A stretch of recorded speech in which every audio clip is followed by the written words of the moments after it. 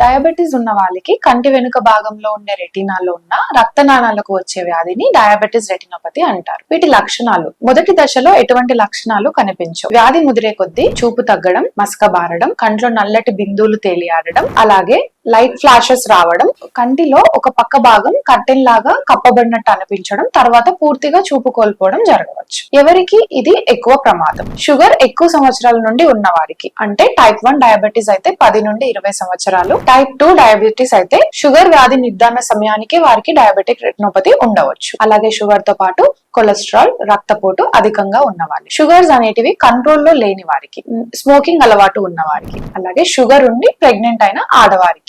వీటిలో దశలు: మొదటి దశ నాన్ ప్రొలిఫరేటివ్ డయాబెటిక్ రెటినోపతి, అంటే చిన్న చిన్న రక్తస్రావాలు అవడం లాంటివి జరుగుతాయి. ప్రొలిఫరేటివ్ డయాబెటిక్ రెటినోపతి అంటే నరం పైన కొత్త రక్త కణాలు పుట్టుకొస్తాయి. ఇవి చాలా సులభంగా చిట్లే అవకాశం ఉంటుంది. చిట్లినప్పుడు పెద్దగా రక్తస్రావం అవ్వడం, చూపు కోల్పోవడం, నరం ఊడిపోవడం లాంటి ప్రమాదాలు జరగవచ్చు. మనకున్న ట్రీట్మెంట్ ఆప్షన్స్: కంటికి లేజర్ చేయడం, కంటి లోపల ఇంజెక్షన్ చేయడం, అలాగే కంటికి నరం ఆపరేషన్ చేయడం అంటే విట్రెక్టమీ చేయడం. మనకున్న 3 పద్ధతులు. తీసుకోవాల్సిన జాగ్రత్తలు: షుగర్ కంట్రోల్లో ఉంచుకోవడం, అంటే ఇన్సులిన్ కానీ టాబ్లెట్ కానీ క్రమం తప్పకుండా వాడడం. ప్రతి 6 నెలలకి చూపు బాగున్నా కూడా రెటీనా పరీక్ష చేయాలి.